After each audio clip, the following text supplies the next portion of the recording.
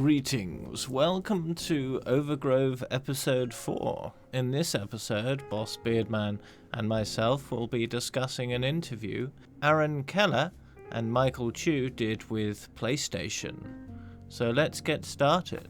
So how are things going in your neck of the woods, Mr. Treeboy Dave? Yeah, they're going pretty great, yeah. Are you ready, Mr. Treeboy Dave? I'm ready, are you ready? I hope so. Today on episode 4 of Overgrove with Treeboy Dave and Boss Beardman, we are going to be discussing the latest PlayStation blog interview by Aaron Keller, Overwatch 2's assistant game director, and Michael Chu, who is the lead writer on the project. The goal of Overwatch 2 is to tell the story of what happened after Recall. We touched on that last episode. Last episode, we were discussing how the cinematic takes place 1 year after the Recall cinematic. It looks like they're confirming this again here. One of the things that they want to make sure that everybody hears is that the story missions will tell an engaging narrative about the heroes of Overwatch respond to a new global threat. And they are saying that the co-op experience is going to be replayable through a wide variety of locations all over the world. Because, of course, you wouldn't want a situation where you play through it one time and that was it. So it's definitely going to have some level of replayability to it. Indeed. They've said the story mission is the main story, and then they've got the hero mode, which is more replayability. If you're familiar with Diablo 3, the hero mode will be the adventure mode, like in Diablo 3. So it will be randomly generated missions in random locations and with upgradable heroes, so you can level up your hero over time, gain more skills or enhance skills and progress that way. I have just recently picked up Diablo 3. I've always wanted to play it. I actually picked it up on Blizzard's Black Friday, and I'm enjoying it. I played it for about 4 hours yesterday. I'm going to be playing it a little bit this morning. I'm enjoying it. I think it's a fun dungeon crawler. Sometimes some people don't enjoy the dungeon crawler play style. I'm enjoying it. I love story. I love dialogue. That's why I'm excited for Overwatch 2. You give me some more lore, some more story, and I'm into it. Yeah, I'm a big fan of Diablo 3 myself. The adventure mode has massive potential when integrated into Overwatch. I'm really excited about the prospect of me sticking to a PvE part of Overwatch, because the PvP aspect is good, but I much prefer PvE modes because it's easier to know what to expect, and I can improve and strategize at my own pace rather than being set a pace by human players. I find that a more enjoyable aspect to me. So the hero mode in Overwatch 2 is very, very exciting for me. I'd love to get my hands on it sooner rather than later, but we'll see when that happens. They do have a few questions that they want to answer while doing Overwatch 2. How would the world react to the heroes of Overwatch returning? This is once Winston has pushed the recall button. How would the world react to them? Is Overwatch the solution to the world's needs? What are the heroes going to do? Are all of them going to answer the call? And are some of them going to come and say, hey, why are you doing this? There's a cinematic with Reinhardt, and Brig is saying, you don't have to do this. You did your part. It's really emotional. And he says I was called and I must answer. That's exciting. It definitely is exciting to understand these heroes better, that we've been playing for 3.5 years now, to delve deeper into their lore and really understand who they are. It's exciting. The development team is determined to keep Overwatch 2 a competitive PvP team-based shooter.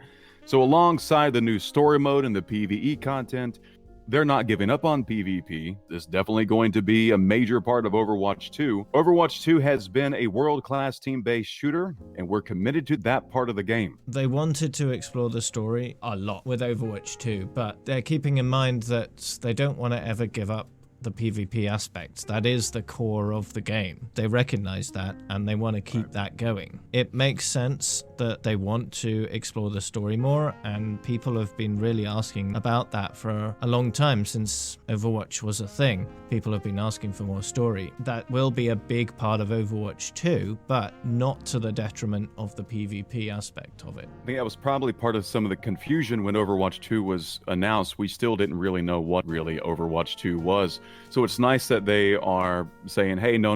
Overwatch 2 going to be PvP. We're not leaving that behind. There was never any intention to abandon that side of the game in favor of the co-op experience.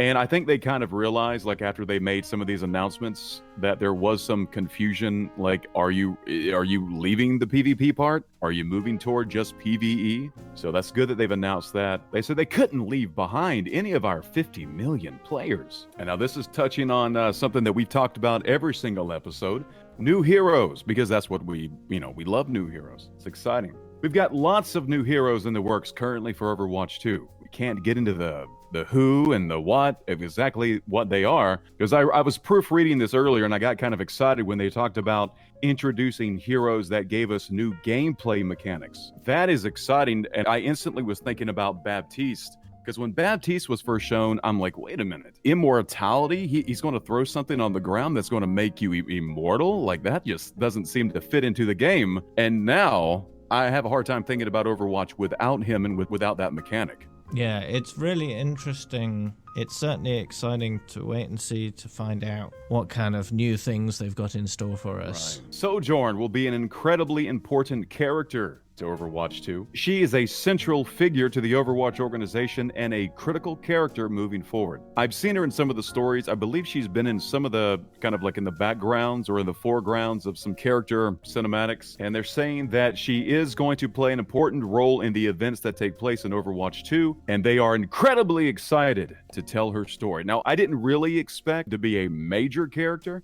but the way they're wording this is she's going to be the antagonist, or she's going to be the protagonist of the story.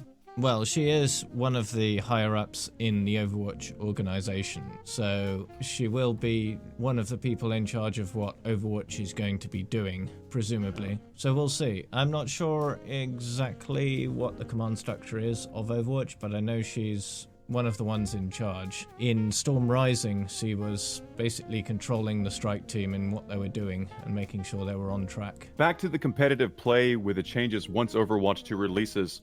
The competitive experience in Overwatch is incredibly important to us, referring to the developers. We are continuing working on it and have plans for changes to it with Overwatch 2. But of course, they're not going to share any details with us. Now, of course, Overwatch 1 and Overwatch 2 competitively are still going to be connected. It's going to be the same environment. Some of this is probably going to be due to the engine overhaul.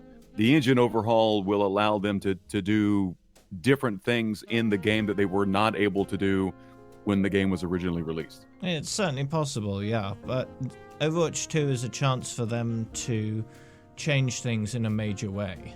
If they feel like competitive can be better, but it's too much of an overhaul just for a regular patch, then Overwatch 2 is a great opportunity to do that. And it sounds like they're making that a priority for them.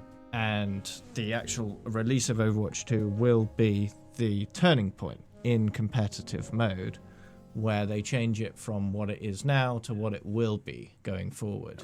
What that means and what changes they have in store, they're not ready to tell us yet, perhaps because they're not too sure exactly what those changes are going to be, or they have some good ideas, but they're not sure exactly what form they'll take. But it sounds like they are definitely looking at competitive play, making it a better experience for everyone. Role queue has done some good changes to that, but perhaps some of the things that helped with role queue also hurt competitive play. Perhaps DPS queue times are something they want to address. I'm not sure how, but we'll find out when the time comes. When they're ready to tell us, they'll let us know, because it is a major sticking point for some people that competitive mode needs a lot of work, and they are aware of that. Things have to change. You can't rest on how things were. You've got to be able to move forward. Throughout all my time of playing MMORPGs where you had the Trinity system, tank, healer, DPS, I've never seen any way to solve the issue of you've always had like one tank, 4 healers, and you have like 25 DPS all in the queue at one time. That's, just my opinion of like the ratio of how close it would be. And the DPS have always had longer queue times. The only thing that they could do that I could consider would be doing some type of grouping system where people could group up more, or make it more lax with grouping or better experience or more SR, but then that would cause problems because you have people who don't want to group up. So, but I'm not a game developer. Maybe they actually have a way of solving that problem. I don't think there's any perfect system. You can't make a system that's 100% okay with everyone and works 100% of the time. It's one of those things where you have to make the best of the situation you've got. If they've got a way of making the situation better for everyone, then that's what they should do. And it looks like they've got some ideas of how to make it better. So hopefully it'll be enough of an improvement to please the people who enjoy competitive and make the game mode more enjoyable for everyone. Now, one of the things, when I watch a TV show, movie, or even a video game, something that I always look for is a beginning, a middle, and an end. Something that has a really great intro, has that middle spread, but it definitely has an ending, or at least gives you an ending with a possibility of a continuation of the story. And according to this, story mode will feature full stories with cinematics. There are two things that immediately come to mind with story missions.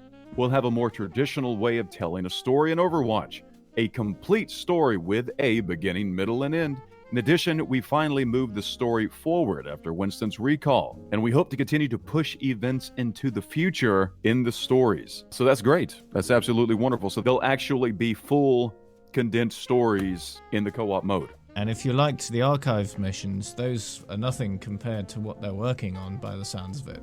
The stuff they will be showing us that we'll be experiencing together in co-op story modes will be a really excellent experience by the sounds of it. I'm sure it will be an excellent story that's somewhat episodic, because that would make sense. If you're going into one mission, that's like an episode, and then you go to the next mission, that's the next episode. But a sort of episodic serialized show, right, that you're taking part in with your friends. So that could be something that's really compelling and great fun to participate in. Now, we touched on this earlier about the tech that they're introducing in Overwatch 2. They mentioned that the maps are going to be almost 2 times larger than the regular Overwatch maps. They're doing the technology to show dynamic weather. Dynamic meaning you start the game and it's a clear, nice, sunny day. You get toward the middle of the area. There's storms, there's rain, there's lightning, explosions, etc. Anything that can make it more immersive, I get a big thumbs up for that. Indeed, it's basically the kind of thing we saw with Storm Rising, where you go into the rum distillery and then the door opens and the wind is blowing and the rain is coming down real hard and the trees are blowing about. So it'll be interesting. Weather can be a very powerful story aspect, right? You can use weather to set the mood really well. It'll be interesting to see how they use weather and atmospheric effects and all that kind of stuff to enhance the storytelling. It can also be something they can integrate into hero mode with random elements. So you could jump into a map in hero mode and it's just raining real hard and the visibility is low, and that's just part of the randomized aspect of hero mode. That's a possibility, and that'll be quite interesting to see. So each map you play will have a random time of day, random weather effects. That'll be cool.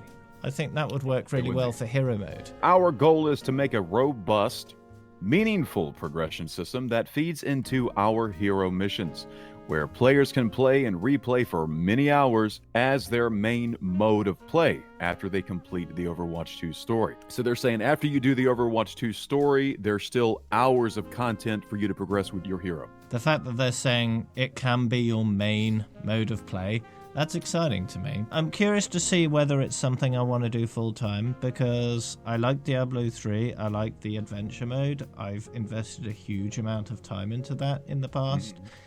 And to have a PvE mode that I can play with my friends if I want to. I'm not a very competitive player myself, so being able to have Overwatch and have PvE and not worry about it being a limited event or a very repetitive single event, that's exciting. I want a mode that I can play for a long, long time without having to worry about other players being toxic on the other team. I just want something that I can play with my friends or with random people, have a friendly, grand old time with a nice PvE environment that's not too stressful and is just fun. Just fun. I am enjoying more PvE type of games that has that sort of beginning, middle, and end. Very similar to Diablo, where you grinding out the content over and over, but there's still enough difference there or progression because you're looking for that item, you're looking for that better piece of gear. They haven't really shown us what is the reason of repeating the content. I'm sure there's going to be some type of reward to it, unless the experience that you get to add more talents, leveling your hero, and if that is the reward that you're going to be getting to continue progressing. I'm guessing that it will take a while to max out any hero in particular, and because there's such a large roster of heroes, by the time Overwatch 2 releases perhaps maybe 35 or more, then it will take a while to max them all out. And there'll be plenty of achievements and cosmetics and all that kind of stuff to earn. The amount of time it would take you to unlock everything is probably at least hundreds of hours. So it should be pretty good. This information, it did answer a few questions. Number one, PvE and PvP are going to be separate, but PvP is going to be a major part of Overwatch 2, so they're not leaving all those players behind who enjoyed the competitive side of it. There's still a lot of unanswered questions. Of course, the heroes, of course there's going to be new heroes, but we're not going to talk about them right now. We pretty much knew that Sojourn was going to play a major part, but they basically said not only is she going to play a major part, but she's going to be like a major character in the story. You can automatically assume that you're never going to be able to put a nail in exactly anything Blizzard is saying. They're always going to leave it a little open. This was reassuring everyone that Blizzard knows what they're doing. They're going to make it the absolute best game that they can possibly make. And hopefully within the next few months we'll get some news of how quickly they're progressing with it and when we can expect more information in terms of actual beta or release or something. I'm happy with the pace that they're releasing information so far. It seems every week so far we've had something to talk about, and I hope that continues. So are you still expecting 2020? Do you still expect the game to be probably by the end of next year? I'm not too sure. I hope so. By the sounds of it, they're crafting a lot of story and they want to explore everything, and that sounds like it'll take some time. But I don't know exactly how long everything's taking them, so it's possible they can get everything done in time, but we know Blizzard, they won't release an unfinished product. They don't want to keep players waiting too long though. A lot of players have expressed that they do want Overwatch 2 sooner rather than later, and Blizzard are aware of that. So they've got a big task on their hands. They need to create an excellent, well-crafted product, but also in a timely manner. So it's not going to be an easy task for them. I just hope they maintain their commitment to quality over their commitment to brevity. And right now is a really good time if you would like to try out Overwatch.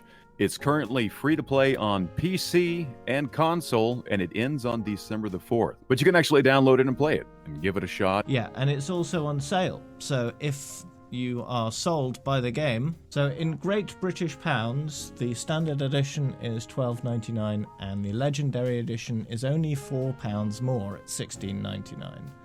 So if you've got the standard edition and you want to upgrade, the upgrade should be discounted as well to reflect the sales. So might be a good time to upgrade to get those legendary skins that you've been wanting for a while, if you are one of those people. If you're listening to this, you've probably already played it. You might be thinking about going back and trying it again. Now's a really good time to do it. Mr. Treeboy Dave, thank you for another wonderful Friday morning. Have a wonderful day. Have a wonderful afternoon. You too. Thank you. Thank you. So thanks for listening to Overgrove episode 4. I'll be leaving a link to the full interview in the description.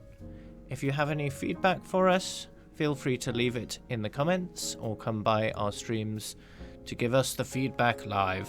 That'll be fine too. You'll find links to our social media as well as our streams and Twitter and YouTube in the description.